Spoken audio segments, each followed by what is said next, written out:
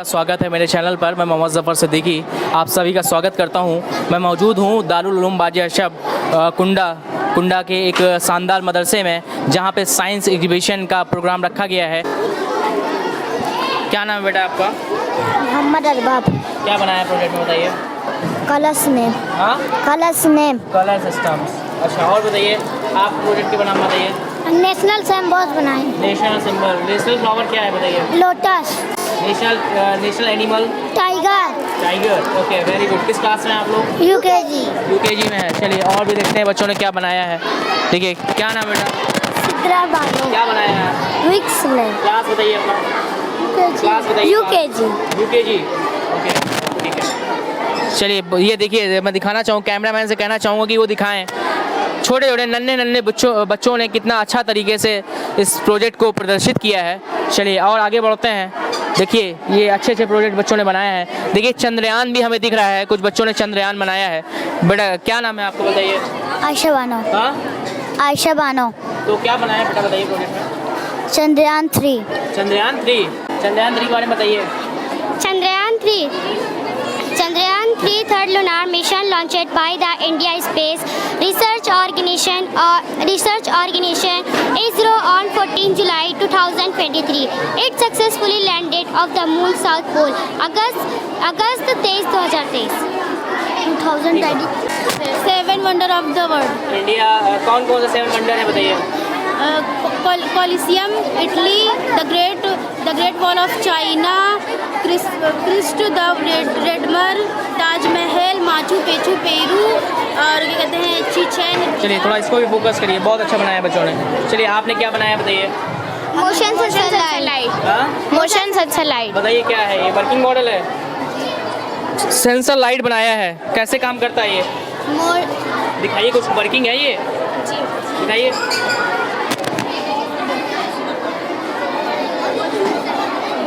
Water treatment कैसे, कि जो खराब पानी है उसका ट्रीटमेंट कैसे करते हैं, देखते हैं। चलिए बताइए। ये फैक्ट्री है, फैक्ट्री में काम होता है। फैक्ट्री से गंदा पानी निकलता है और स्टोन में जाता है। स्टोन पत्थर में टिनी पॉट्स होते हैं और पानी में उपस्थित छोटे छोटे कण पत्थर में अब्जॉर्ब हो जाते हैं। फिर हमारा आता है कोयल मतलब कोयला पानी की गंध यानी स्मेल को कम करता है। और सैंड मतलब रेत पानी की गंदगी को कम करता है। और कॉटन पानी में से रेत को जब गुजारा जाता है। बहुत अच्छे तरीके से बताया है, बच्चे बता रहे हैं कि इस तरीके से पानी को साफ कर सकते हैं। अब बढ़ते हैं, बहुत सारे प्रोजेक्ट हैं, जल्दी सारे प्रोजेक्ट को मैं देखने की कोशिश करता हूँ। बेटा क्या बनाया है, क्या नाम है? नाम बताइए अपना। फूड पिरामिड में क्या है ये चीज़ें बनाई है? मतलब जैसे फूड पिरामिड में हम हेल्थ की चीज़ें भी खा सकते हैं और मतलब जंक फूड भी ये है। ठीक है, और देखते हैं आगे प्रोजेक्ट क्या है। क्या बनाया बेटा? Geometrical park. अच्छा, इसमें क्या है? ज्योमेट्रिकल पार्क में क्या है? ज्योमेट्रिकल पार्क में ये हेक्सागोन है, ये ट्रेम्पोलिन बनाया गया है। इसके 6 साइड्स होते हैं, 6 एंगल्स होते हैं। एक एंगल 120 डिग्री का होता है और 6 एंगल 720 डिग्री। स्क्वायर में कितनी साइड होती हैं? स्क्वायर में 4 साइड होती हैं। ट्रायंगल में 3 साइड होती हैं। पेंटागन में? हाँ, पेंटागन में 5 साइड होती हैं। हेक्सागोन में 6 साइड होती हैं। बताइए क्या बनाया बेटा? स्वच्छ भारत अभियान। नाम और क्लास बताइए अपना। My self Roma Fatima, I read in class 5। My project name is स्वच्छ भारत अभियान। ये सिटी अपार्टमेंट है, ये स्कूल है, ये हॉस्पिटल है और ये विलेज है। ये लॉन्च हुआ था 2 अक्टूबर 2014 को। 2 अक्टूबर यानी गांधी जी का बर्थ एनिवर्सरी पर ये लॉन्च हुआ था। इस क्लिप तो कैसे, क्या वर्किंग कैसे करता है ये बताइए। वर्किंग थोड़ा समझाइए इसको। जैसे सूर्य ग्रहण हो गया, सूर्य ग्रहण जैसे पृथ्वी और चंद्रमा सूर्य तीनों अपनी परिक्रमा करते करते सीधी लाइन पे आ जाते हैं, मतलब अपनी सीधी रेखा से आ जाते हैं। तो इस प्रकार पृथ्वी पर सूर्य का प्रकाश पड़ना मतलब नहीं दिखाई पड़ता है। तो इसी को कहते हैं सूर्य ग्रहण जो अमावस्या को पड़ता है। और जो चंद्र ग्रहण है, जो पृथ्वी चंद्र का जो सूर्य और चंद्रमा के बीच पृथ्वी आ जाती है, तो मतलब चंद्र ग्रहण पड़ता है। चंद्र ग्रहण जो पूर्णिमा के दिन पड़ता है। चलिए ठीक है, और भी बहुत सारे प्रोजेक्ट हैं, इसलिए सभी को कवर करना है। जल्दी हम बढ़ते हैं आगे की तरफ। क्या बनाया है बेटा आपने? Rain water harvesting. Rain water कैसे हार्वेस्ट करेंगे? रेन वाटर हार्वेस्टिंग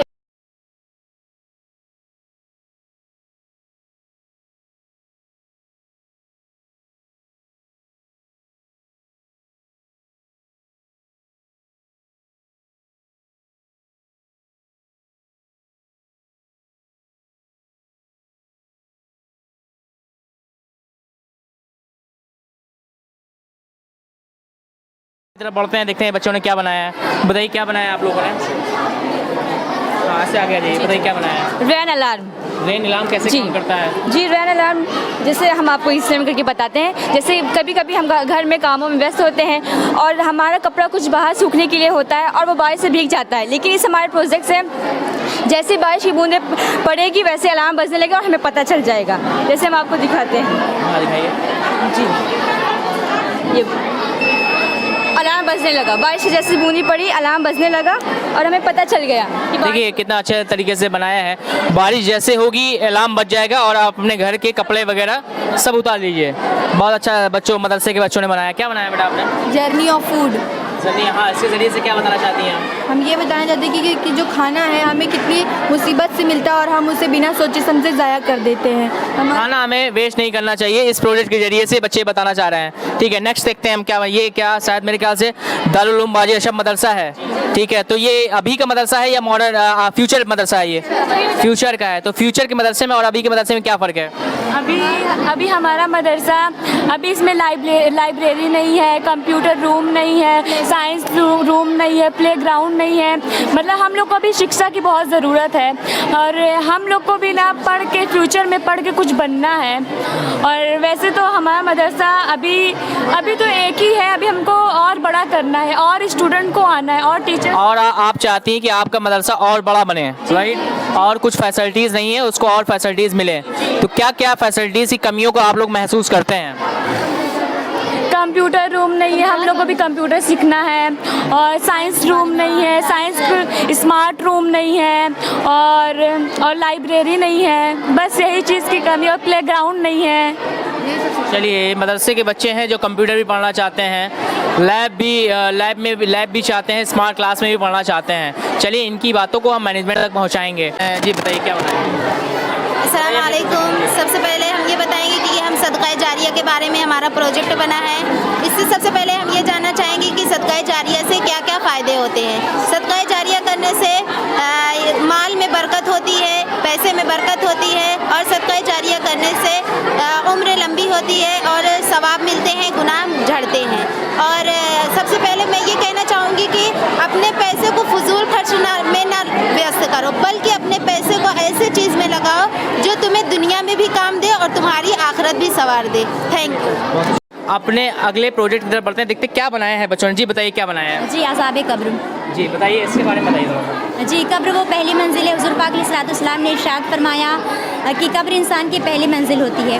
अगर यहाँ पे कोई कामयाब हो गया तो फिर उसके बाद वो कामयाब हो जाएगा। और हमारे बनाने का मकसद ये है कि मदरसे में जो बच्चियाँ जो मदरसे में पढ़ती हैं उनका क्या अंजाम होगा बनने के बाद, और जो कॉलेज में पढ़ती हैं उनका। यहाँ पे हया और बेहयाई की बात है कि कॉलेज वगैरह में जो पढ़ती हैं बेहयाइयाँ वहाँ पे ज़्यादा होती हैं और मदरसे में अल्लाह तबारक व तआला और उसके रसूल सल्लल्लाहु अलैहि वसल्लम। कॉलेज में पढ़ाई की जाए जी, तो क्या कॉलेज में पढ़ने वाले सभी बच्ची बेहयाइयाँ होती हैं? नहीं, सब नहीं होती हैं, लेकिन वहाँ पे सर खोल के जाया जाता है। और बहुत सारे हम देख रहे हैं नीट की तैयारी कर रही हैं बच्चियाँ, IIT की तैयारी कर रही हैं, हिसाब में जाती हैं पूरे। जी, तो क्या उनको वो ये इस बात सुनकर अज़ाब तकलीफ में नहीं होगी? नहीं, ये तो नहीं बोली ना मैं कि हर कॉलेज में पढ़ने वाली बच्ची यही अज़ाब में गिरफ्तार होगी, बल्कि कुछ ऐसे भी हैं जो पर्दा करती अमल हैं। पे डिपेंड करता है। जी, कुछ जी, लोग ऐसे होते हैं जो मदरसे में पढ़कर भी अमल नहीं कर पाते जी, हैं। लेकिन कुछ ऐसे होते हैं जो जो बाहर कॉलेज में निकलते पढ़ हैं के लेकिन भी- पूरा का पूरा अमल करते जी, हैं। बिल्कुल। ये किसी शख्सियत पर डिपेंड करता है, जी, बिल्कुल। ना कि मदरसा या कहीं बाहर पढ़ेंगे उसकी सराउंडिंग पर नहीं डिपेंड करता है।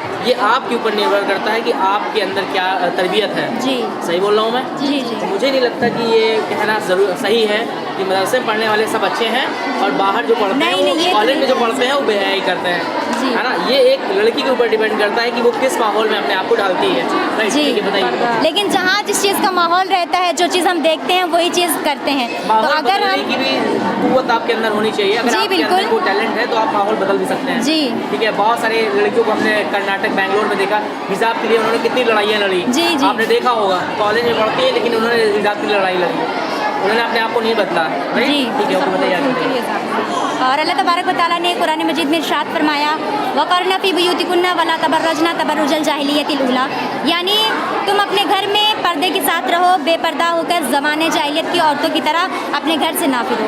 बहुत से लोग कहते हैं कि मुसलमान औरतों को पर्दे में रहने के लिए कहा गया है तो उन्हें दबाया गया है, उन्हें घर में कैद किया गया है, लेकिन ऐसी बात नहीं है। इसलिए कि दुनिया में बहुत सारी मस्जिदें हैं लेकिन गिलाफ सिर्फ खाने काबा पे है।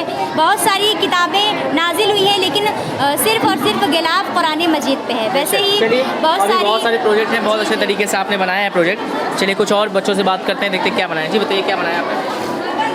ऐसे बताइए। जी अस्सलाम वालेकुम वरहमतुल्लाहि वबरकातुहू। जी हम लोगों ने जन्नत दोज़ख और शब बारात बनाया है। क्योंकि आने वाली जो रात होगी वो शब बारात की रात होगी, इसीलिए हमने ये प्रोजेक्ट बनाया है ताकि इस एग्ज़िबिशन के ज़रिए से हम लोगों को ये बता सके कि आने वाली शब बारात में या जो आने वाली रात है जिसका नाम शब बारात है, इस रात में कौन से अमल किए जाएंगे और कौन से अमल नहीं किए जाएंगे। तो अल्लाह तबारक व तआला चूँकि शब बारात की रात को अपनी रहमतों का नुज़ूल फरमाता है और अल्लाह तबारक व तआला की तरफ से ये ऐलान होता है कि है कोई बख्शिश का मांगने वाला कि मैं उसे बख्श दूँ, है कोई रोज़ी का तलबगार कि मैं उसे रोज़ी दूँ, है कोई गुनाहों से माफ़ी मांगने वाला कि मैं उसके गुनाहों को माफ़ कर दूँ। तो अल्लाह तबारक व तआला की तरफ से ये रात भर ये ऐलान होता रहता है। तो अगर बंदा अल्लाह तबारक व तआला की बारगाह में सच्चे दिल से तौबा कर लेता है, उसकी तरफ रुजू कर लेता है, तो अल्लाह तबारक व तआला उसे बख्श देता है। जी आलिमा में है। जी आलिमा जी। आलिमा के बाद आपका टारगेट क्या है, क्या करना चाहते हैं? जी बस यही है कि दीन की तबलीग करने का है। जैसे मतलब उस जगह पर मेरी अपनी ख्वाहिश ये है कि जहाँ पर इस्लाम फैला नहीं है, कोई ऐसी जगह हो जहाँ इस्लाम फैलाने की ज़रूरत हो, तो हम लोगों को ऐसी जगह के लिए चुना जाए जहाँ हम दीन की बातें फैला सकें। यही हमारा मकसद है। बहुत अच्छा। चलिए ठीक है, बताइए इसके बारे में। 5 वक्त की नमाज बनाने का मकसद, मतलब इस प्रोजेक्ट को बनाने का मकसद हमारा ये है कि मतलब कि पहले के ज़माने में होता था कि मतलब कि घड़ी वगैरह नहीं हुआ करती थी, तो लोग सूरज के अंदाजे से मालूम कर लिया करते थे कि कौन सा वक्त है। जब आसमान में डार्कनेस यानी कि स्याही फैलती थी तो इशा और फजर के वक्त को मालूम कर लिया करते थे, और जब आसमान में वाइटनेस यानी जब सफ़ेदी होती थी तो मगरिब, असर और ज़ुहर के वक्त को मालूम कर लिया करते हैं। क्योंकि अल्लाह तबारक व तआला ने कुरान पाक में इरशाद फरमाया है, इन्ना सलात कानत अलल मोमिनीना किताबन मौक़ूता, यानी बेशक नमाज मोमिनों पर फ़र्ज़ है अपने मुकर्रर वक्तों पर। यानी हर नमाज का वक्त है, फजर का अपना वक्त है, ज़ोहर का अपना वक्त है, असर का अपना वक्त है। तो मोमिनों पर हर वक्त की नमाज को अपने वक्त पर अदा करना ज़रूरी है, और काफिर और मोमिन के दरमियान जो फ़र्क कराती है वो है नमाज। अस्सलाम वालेकुम। बहुत अच्छा, ठीक है, नेक्स्ट आते हैं। अल्लाह की नेमतों में से औलाद भी अल्लाह की एक नेमत है, लेकिन आज मुसलमान औलाद की अच्छी तरबियत नहीं करते हैं। तो हमारे उलमा के माहिरीन लोग औलाद की तरबियत के 3 पार्ट बताए हैं कि 7 साल तक औलाद को स्कूल नहीं भेजा जाए। लेकिन आज की हमारी माँ और बहनें 5 साल से ही बच्चों को स्कूल भेज देती हैं कि अपने ऊपर से बोझ, मतलब कि वो फुर्सत में रहना चाहती हैं कि मैं फुर्सत में, लेकिन और 7 साल को औलाद को गुलाम बना कर रखना चाहिए, उसे फैसला करने की ताकत नहीं रहती है। तो औलाद को वालिदैन को चाहिए कि अपने औलाद के फैसले को खुद लें, खुद करें। और अल्लाह की बेशुमार नेमतें हैं, जैसे कि मैं आज यहाँ खड़ी होकर बोल रही हूँ, ये मेरे मुंह में जो गवाही है ये भी अल्लाह की बहुत बड़ी नेमत है। जो आज मैं यहाँ चल कर आई हूँ ये भी अल्लाह की बहुत बड़ी नेमत है। अल्लाह की नेमतों को अगर कोई शुमार करना चाहे तो कभी नहीं कर सकता। बेशक बेशक। ये क्या है जंगे बदर, इसके बारे में थोड़ा सा बताएं, जंगे बदर के बारे में, और आगे जाओ। ये जंगे बदर है। बदर मदीना मुनव्वरा से तकरीबन 80 मील फासले पर एक गांव का नाम था। यहाँ ज़माना जाहिलियत में एक मेला लगता था, वहाँ एक कुआं था, उस कुएं के मालिक का नाम बदर था। उसी की मुनासिबत से इस जंग का नाम, इस जगह का नाम बदर हुआ। और ये मुसलमान और काफिरों की पहली जंग थी। इसमें अल्लाह तबारक व तआला ने फरिश्तों के ज़रिए से मुसलमानों की मदद फरमाई, और मुसलमानों की तरफ से 313 लोग थे और काफिरों की तरफ से हज़ारों का लश्कर था। लेकिन अल्लाह तबारक व तआला ने और इस जंग में सिर्फ मुसलमान के 14 लोग शहीद किए गए, और काफिरों की तरफ से बड़े बड़े सरदार जैसे कि अबू जहल, उतबा, शैबा शहीद किए गए। और ये जंग 17 रमज़ान 2 हिजरी में हुई थी। प्रोजेक्ट के बारे में अस्सलाम वालेकुम वरहमतुल्लाहि वबरकातुहू। हमने जंगे करबला को बनाने की कोशिश की है। ये जंगे करबला हमने बनाया है, और पहले तो ये समझ लीजिए कि जंगे करबला कहाँ पर है। जंगे करबला ये मुल्क इराक़ में बगदाद शरीफ से 100 किलोमीटर की दूरी पर है। और क्या कहते हैं, यहाँ पर हज़रत इमाम हुसैन रज़ियल्लाहु ताला अन्हु को शिमरे लईन ने कत्ल कर दिया था। हज़रत इमाम हुसैन रज़ियल्लाहु ताला अन्हु के साथ 82 अफराद थे, जिसमें से 72 अफराद को शहीद कर दिया गया, और यजीद की तरफ से 22,000 का लश्कर था। लेकिन हज़रत इमाम हुसैन रज़ियल्लाहु ताला अन्हु की ताकत देखिए, उनका ये ज़ोर देखिए, उनकी हिम्मत देखिए कि उन्होंने मतलब 22,000 के मुकाबले में 82 अफराद फतेह किया, आपने इस जंग को लड़ी और आखिरकार आप इस जंग में फतेहयाब हुए, कामयाबी मिली आपको। इसलिए तो शायर ने क्या खूब कहा ना कि कत्ले हुसैन असल में मर्गे यजीद है, इस्लाम ज़िंदा होता है हर करबला के बाद। इसीलिए हमें अल्लाह पर यकीन रखना चाहिए, तवक्कुल रखना चाहिए कि अगर हम हक पर हैं तो अल्लाह तबारक व तआला हमारा साथ ज़रूर देगा इंशाअल्लाह ताला। बहुत शानदार। चलिए इसमें खेती के साथ साथ पशुपालन, मछली पालन गतिविधि जैसे एक ही जगह पर की जा सकती है। और जैसे मतलब पानी है, पानी अपने खेतों में डाल सकते हैं, और जो खेतों के कचरे वगैरह हैं तो वो अपने पशुओं को दे सकते हैं, वो अपने पशुओं को दे सकते हैं। और उससे जो गोबर वगैरह है तो खाद वगैरह से अपने खेतों में डाल सकते हैं, उससे पौधे भी अच्छे उगते हैं, अच्छे निकलते हैं। और डिजास्टर अलर्ट बताइए कुछ। आपदा प्रबंध के बारे में कुछ खास बातें। आपदा प्रबंध एक सतत प्रक्रिया है। आपदा प्रबंध में सरकार के साथ साथ समुदाय का भी अहम भूमिका है। आपदा प्रबंध के कुछ उदाहरण। ठीक है, नेक्स्ट आते हैं। बताइए क्या बनाया आपने, बताइए। हम लोगों ने ग्रीन हाउस फार्मिंग बनाया है। ग्रीन हाउस का मतलब कांच या प्लास्टिक की छत और दीवारों से बनी एक संरचना जिसमें पौधे उगाए जाते हैं। ग्रीन हाउस को ग्लास हाउस भी कहा जाता है, जिसमें खेती होती है। ग्रीन हाउस में सब्जियां, फलों और छोटे पौधों की खेती होती है। जब सूर्य की किरणें ग्रीन हाउस पर पड़ती हैं तो वह उसमें ऑब्जर्व हो जाती है और फसलें अच्छे से होती हैं। नेक्स्ट आइए, नेक्स्ट बताइए। हड़प्पा सभ्यता, हम लोगों ने हड़प्पा सभ्यता बनाया है। हड़प्पा सभ्यता सिंधु घाटी सभ्यता के नाम से जाना जाता है। यह कंस युगीन गगर हकरा नदी के किनारे तक फैली हुई है, उत्तर पूर्वी में। आज यह उत्तर पश्चिम में फैली हुई है। इसकी कुछ खास बातें। हड़प्पा सभ्यता अब तक का सबसे पुराना सभ्यता माना जाता है। इसकी खोज 1921 में दयाराम बहादुर सैनी ने की थी। चलिए नेक्स्ट आइए, नेक्स्ट बताइए क्या बनाया बेटा। अस्सलामुअलैकुम वरहमतुल्लाहि वबरकातुहू। My name is Iram Bano from 8th standard. हम लोगों ने वेस्ट मैनेजमेंट बनाया है क्योंकि आजकल जो घर और हॉस्पिटल्स और फैक्ट्रीज से जो भी कचरा निकलता है उसे हम एक जगह इकट्ठा करके उसे मिट्टी से ढक देंगे तो प्रदूषण से बचा जा सकता है। चलिए बहुत अच्छा। नेक्स्ट बताइए क्या बनाया है। अस्सलामुअलैकुम वरहमतुल्लाहि वबरकातुहू। Myself Zainab Fatima, I study class 7th। हमने बनाया है कोटा हॉस्टल। कोटा हॉस्टल क्यों बनाया है आपने? हमने कोटा हॉस्टल इसलिए बनाया है क्योंकि आजकल सुसाइड आम हो गया है और बहुत सारे छात्रा सुसाइड कर लेते हैं। उनकी सुसाइड की बहुत सारी वजह होती है, एग्ज़ाम में फ़ेल हो जाते हैं या टेंशन की वजह से वो सुसाइड कर लेते हैं या उनको सताया गया होता है तो वो सुसाइड कर लेते हैं, इसलिए हमने कोटा हॉस्टल। ये थे दारुल उलूम बाजे अशब मदरसा के बच्चे जिन्होंने हर विषय पर जो है प्रोजेक्ट बनाया है और बहुत अच्छी जानकारी हर विषय पर है।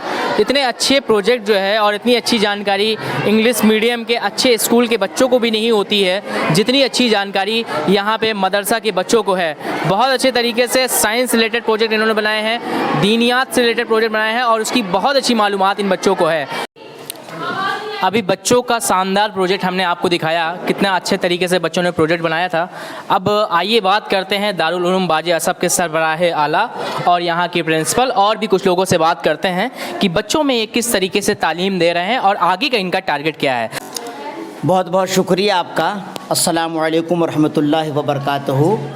दारुल उलूम बाजे असब गर्ल्स कॉलेज में आज बच्चियों ने मिलकर जो प्रोजेक्ट तैयार किया है, आप लोगों ने बहुत ही कायदे के साथ उसका मुलाहिज़ा किया है। देखिए, मेरी कोशिश ये है, मैंने हमेशा एक नारा दिया है, दुनियावी तालीम इस्लामी रंग में, उसी मेथड पे मैं काम कर रहा हूँ और मेरी पूरी कोशिश रहती है कि दुनियावी तालीम को इस्लामी रंग में पेश किया जाए। और साथ ही साथ आप लोगों ने हमारे प्राइम मिनिस्टर ऑफ इंडिया की तकरीर समाअत की होगी। उन्होंने एक मौके पर कहा था कि मैं हिंदुस्तान के मुसलमानों को देखना चाहता हूं कि दाहिने हाथ में उनके कुरान और बाएं हाथ में कंप्यूटर हो। तो जो हमारे प्राइम मिनिस्टर ऑफ इंडिया का ख्वाब है, हम उनके ख्वाब को शर्मिंदा ताबीर करने की पूरी कोशिश कर रहे हैं, इसलिए कि वो हिंदुस्तान को आगे ले जाना चाह रहे हैं तो हमें भी उनके कामों में सहयोग करना ज़रूरी है। तो इसीलिए मैं ये चाहता हूँ कि हमारे प्राइम मिनिस्टर जो ज़बान से कह रहे हैं मैं उसको ज़मीन पर उतारूँ और अपने मुस्लिम बच्चियों और बच्चों के हाथ में कुरान और कंप्यूटर दूं। देखिए, तालीम ही से दुनिया में तब्दीली आती है, बगैर तालीम के तब्दीली नामुमकिन है। तो इसीलिए हम तालीम पर काम कर रहे हैं। एक प्रोजेक्ट देखा जिसमें बच्चे बनाए हुए थे जो है साइंस से रिलेटेड, सॉरी दारुल उलूम बाज़ अशरफ बनाए हुए थे और उन्होंने फ्यूचर का दारुल उलूम बाज़ अशरफ बनाया। तो मैंने उनसे पूछा कि आपको जो है क्या इसमें चाहते हैं, अभी के वर्तमान समय के दारुल उलूम बाज़ अशरफ में और क्या चेंजेस आप चाहते हैं। तो उन्होंने बताया कि हमें लाइब्रेरी की थोड़ा सा कमी है। उन्होंने बताया माशाल्लाह बहुत सारी चीज़ें बहुत अच्छी है, एजुकेशन, टीचर, सारी चीज़ें, लेकिन स्मार्ट क्लास, प्लेग्राउंड, इन सब चीज़ों के बच्चे जो है ख्वाहिश कर रहे हैं। इसको कैसे पूरा करेंगे आप? देखिए, बच्चियों ने जब आपके सामने ये जुमला इस्तेमाल किया तो उस वक्त मेरे आंखों में आंसू थे। यकीनन उनकी गुजारिश बजा है और ये जायज़ मुतालबा है उनका, और मैं इस पर बहुत ही गंभीरता के साथ पहले भी सोच चुका था और आज तो बिल्कुल मेरा दिलो दिमाग मुकम्मल तैयार हो गया है कि बहुत जल्द हम बच्चियों को स्मार्ट क्लास, प्ले ग्राउंड और लैब और साथ ही साथ लाइब्रेरी इंशाअल्लाह ताला देंगे। मैं ख़ुद भी 4-5 बीघा ज़मीन की तलाश में हूँ।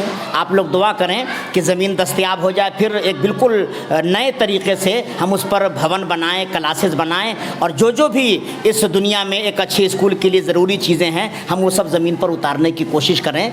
और देखिए, हमारी बच्चियों ने आज जो कुछ किया है, देखिए आप और भी स्कूलों में जाते हैं, प्रोजेक्ट में शिरकत करते हैं तो कहीं 25 दिन टाइम लगता है, कहीं 20 दिन का टाइम लगता है, कहीं 1-1 महीने का टाइम लगता है, लेकिन आज जो आप लोगों ने अपने नज़रों से मुलाहिज़ा किया ये 4 और 5 दिन का मेहनत का नतीजा था। तो मेरी ये कोशिश रहती है कि थोड़ा टाइम बचाया जाए, क्योंकि ज़िंदगी में टाइम कीमती है, वक्त कीमती। अगर हम 20-20 दिन प्रोजेक्ट में लगा देंगे तो उनकी तालीम मुतासिर होगी। तो इसलिए हम उसी काम को 5 दिन में कराते हैं ताकि हम 20 दिन एक्स्ट्रा उनको पढ़ाएं। यही मेरी सोच है कि वक्त को बचाया जाए, और जो वक्त की कद्र करता है उसी की कद्र होती है। तो इसलिए हम लोग हमेशा वक्त की कद्र करना चाहते हैं। माशाल्लाह, काबिल तारीफ़ आपकी सोच है जिस तरीके से एजुकेशन के फील्ड में आप काम कर रहे हैं। तो टीचर्स का इसका श्रेय देना चाहेंगे, किसको श्रेय देना चाहेंगे इसका? भाई, हमारे टीचर को मैं श्रेय की बात आप कर रहे हैं, वो हमारे दिल और दिमाग हैं। बेशक।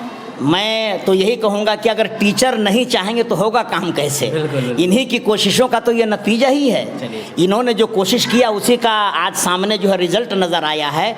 हम इनका शुक्रिया अदा करते हैं, इनके जोश और जज्बे को सलाम करते हैं, और इनसे गुजारिश करते हैं कि मज़ीद जोश और जज्बे के साथ और आगे कदम बढ़ाइए ताकि आइंदा साल जो हमारा प्रोजेक्ट तैयार हो वो इससे भी अच्छे अंदाज का हो। चलिए, यहाँ की प्रिंसिपल से मैं बात कर लेता हूँ। वालेकुम रहमतुल्लाहि व बरकातहू। Good afternoon everyone, honored guests, respected principal, teachers, proud parents and my dear students. We warmly welcome you all to our school Science and Islamic exhibition. Today we celebrate the incredible scientific talent of our students. This exhibition is a platform for innovation ideas, discovering and learning. Our students have worked on their projects, and some these are projects are truly ingenious. Our students worked, prepared model, art, craft based on science. And thank you all for being here, and I hope you enjoy the Science and Islamic exhibition. That's all. Thank you. Assalamu alaikum warahmatullahi.